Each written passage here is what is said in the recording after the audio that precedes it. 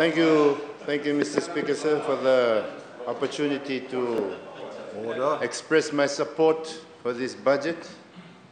And I must say, it must be quite shocking for a lot of people to be listening, to hear the kind of dribble that's being said in this House.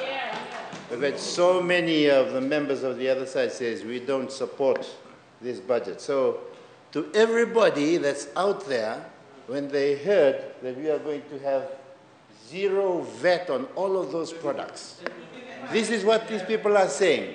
They would prefer that you pay a higher price for each of those items. That's what they're saying.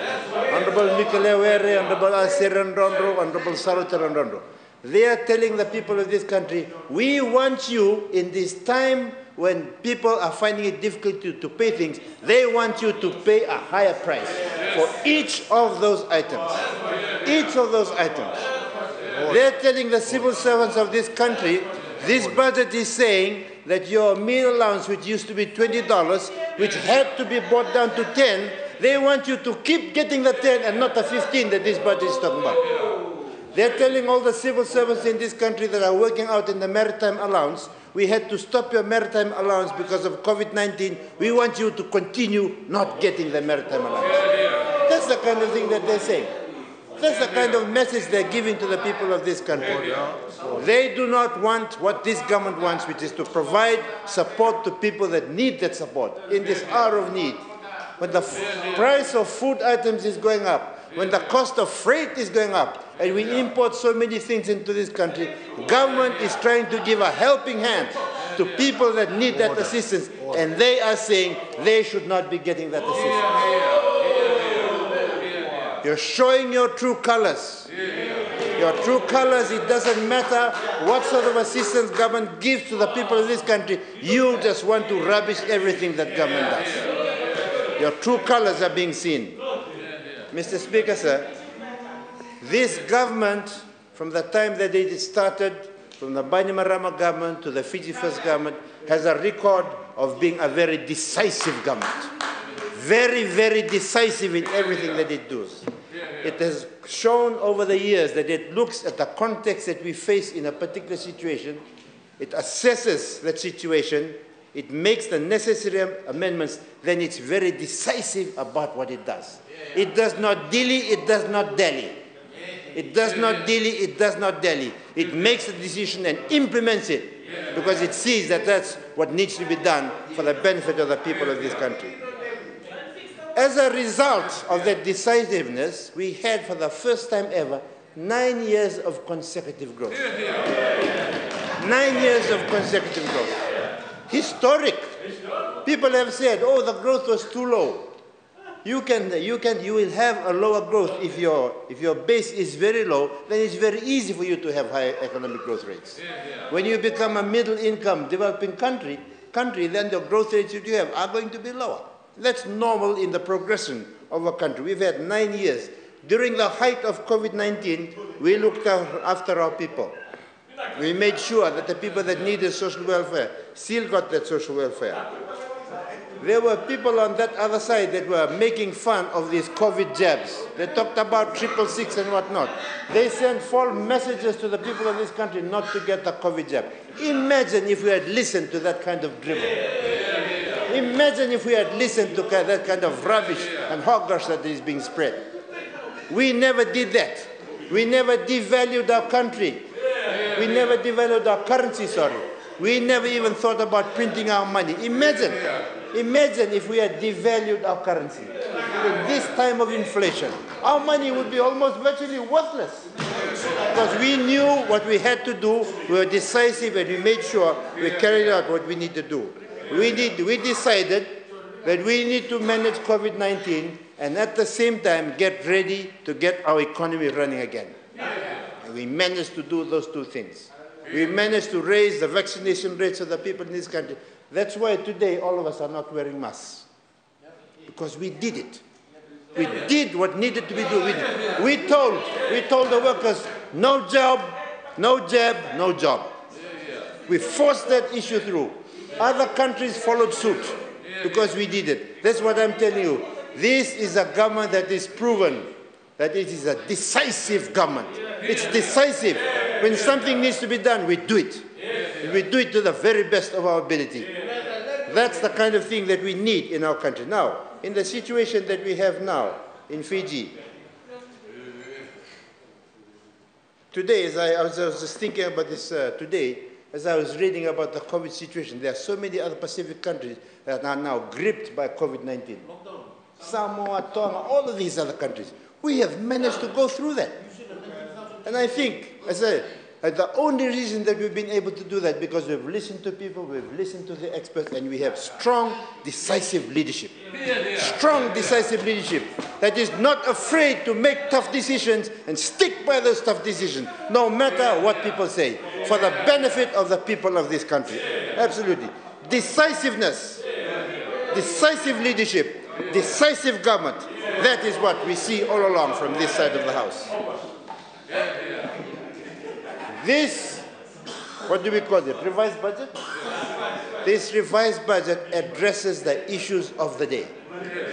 When we do a budget is not created in some sort of vacuum. It's created in some context. You look around, you see the context, you see what's happening, you make the budget at that time based on that particular context. When the budget was done at that particular point in time, we knew that things would change. Things are beginning to change. So when things begin to change, do you still use the same plan that you had, which was developed in that particular context, or do you adjust it to suit the context that you are in now? Things are beginning to happen now. The tourists are coming back. People are starting up businesses, so we need to change. And that's what we're doing in this budget. We also know that we have the war in Ukraine. We know the prices of everything is going up. So what you do? You adjust it to address those issues. And you are saying we are electioneering, or what was the kind of terminology that you use? What? Electioneering. This is not electioneering.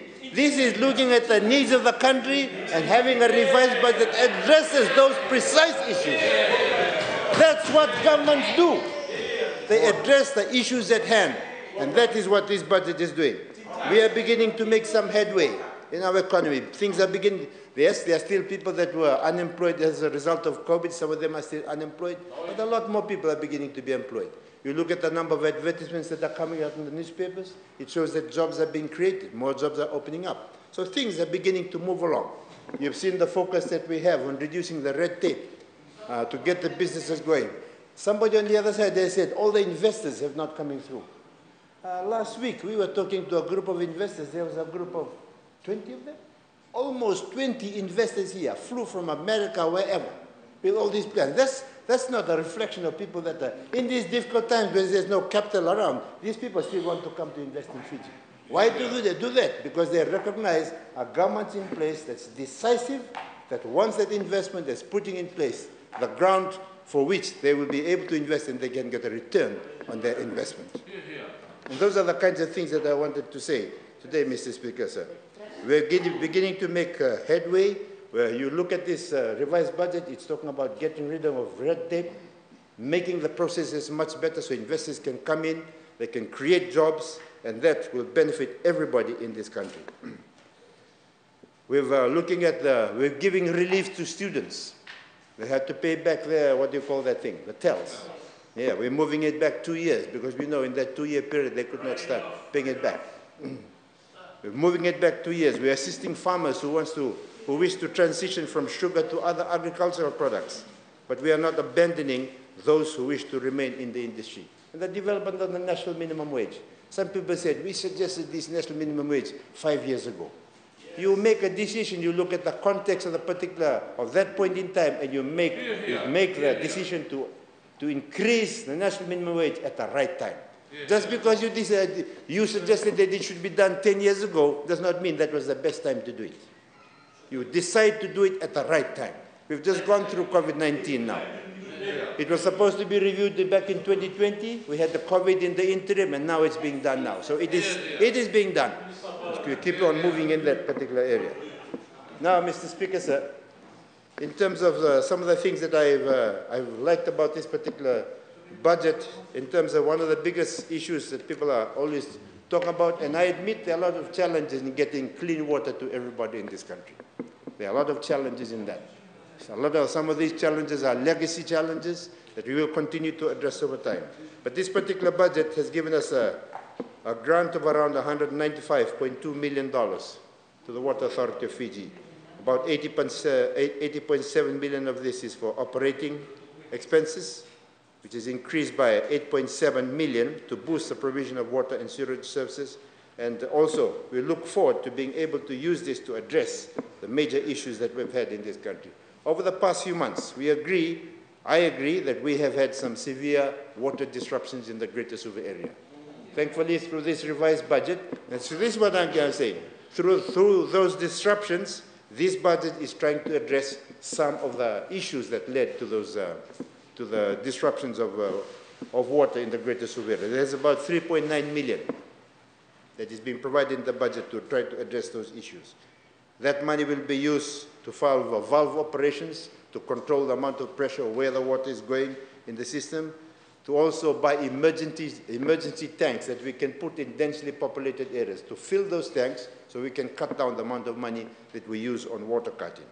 And it will also be used to purchase bulk main repair clamps, so they can use these repair clamps to minimize the disruption on the water flowing through the system while they carry out the repairs that they need to do. And also, part of that money will be used to install pressure-reducing valves to regulate pressure in the system along the upper Tovata system. And you know the upper Tovata system is some of the areas that we've had most problems so far. This upper Tovata system includes areas like Tovata Makoi, Navewa Kau, Tadiriwa East, Tadiriwa Heights, Sakoda, Sabutalele, Dokane Suva, Upper Princess Road, Cunningham, and Tuirara. So there are 5 pressure-reducing valves that are earmarked for installation, and we hope that this will have an impact on those particular areas. We know that ultimately the long-term solution will be the project that we're developing in Viria. More water coming into the system should be able to help us address some of the major issues that we have there. We have also had issues of water in the Rewa Delta area.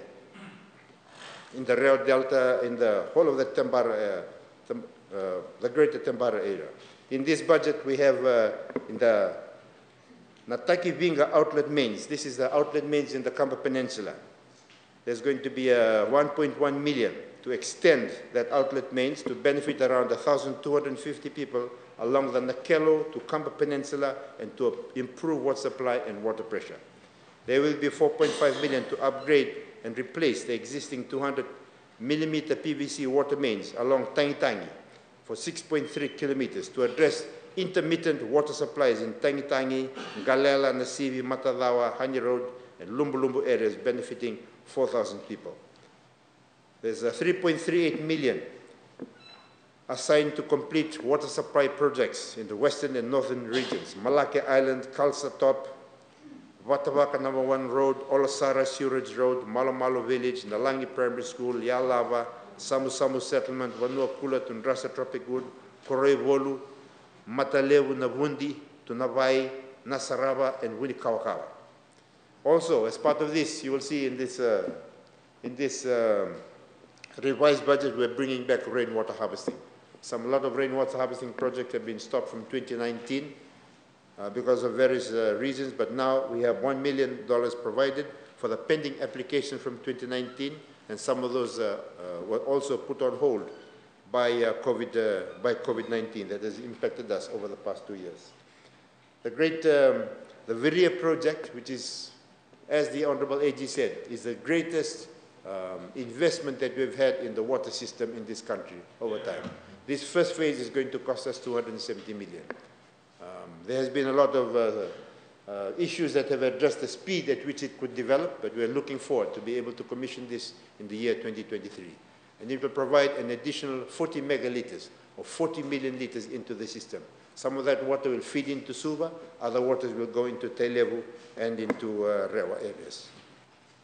For electricity and power, Mr. Speaker, sir, 187 million has been used by government to bring electricity to rural and peri-urban areas. There's been a total investment of $187 million to provide this electricity.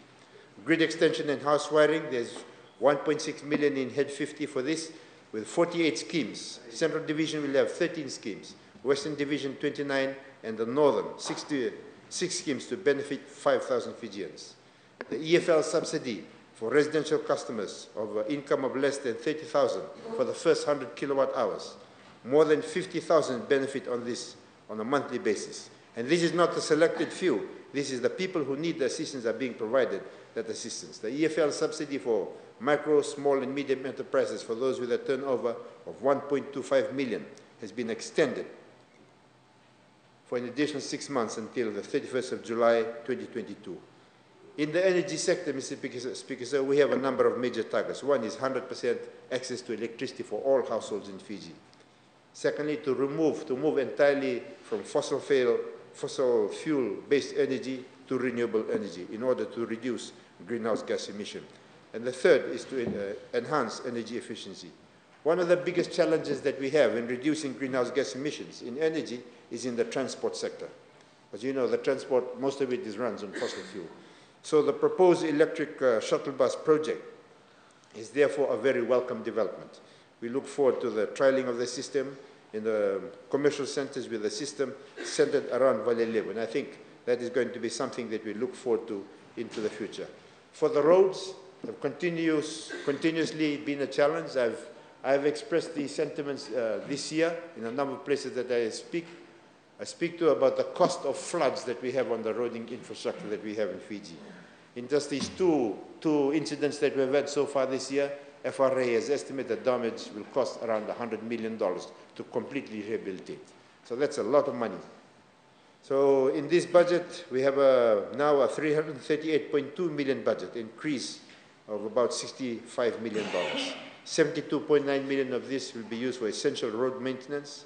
$60 million will be used to expand FRA road renewal and rehabilitation program, in particular the rip and remake. And if you go around Suva now, if you go along from the Western Division, you'll see the road being ripped up and remade. And a lot more of our seal roads have been ripped and rehabilitated, and that is a program that we will continue to do. There is $34 million for upgrade and replacement of bridges, and $14.5 million for rural road programs. There's also, as announced by the Minister for Economy, there's also $5 million that has been provided for non-FRA roads. As he has pointed out, there will be a very strict criteria applied to selecting which particular roads will be used for which this money will be spent from that $5 million.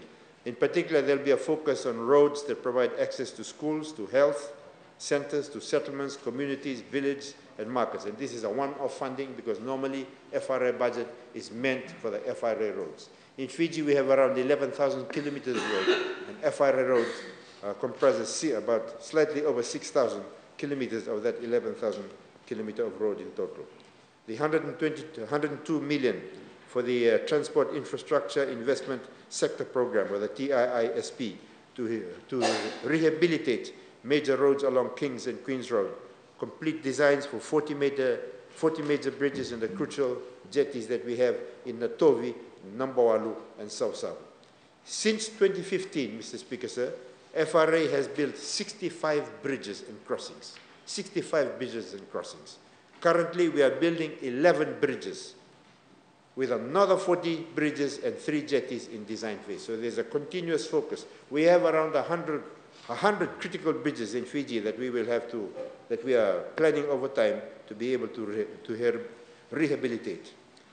For lands-related issues, Mr. Speaker, sir, in this budget, there's an increase in budget of slightly over $2 million that will assist the Ministry of Lands, address the renewal of leases of Itoke land that are used by the state in areas like Nosuri. Also, part of this funding will assist in the continued development of a lease administration digital platform, focus on continuing our plans to speed up our processes within the Ministry of Land. And part of it will be used to clear up the survey plans so that leases can be processed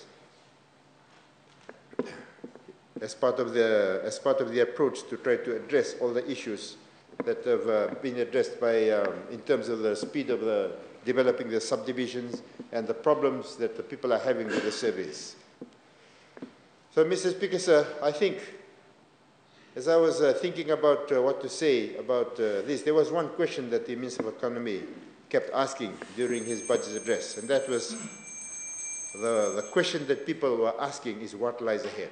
I think what this budget is telling us, what lies ahead, that we have a clear path on what government is going to do to try to move the economy forward, to move the country forward, to address their particular needs. And as I said before, this budget has been developed by a government that is decisive. The budget itself is decisive, it's timely, and it's focused. It's a focused, revised 21 to 22 budget. So I fully support the budget and the motion that's before the House. Mr. Speaker, sir.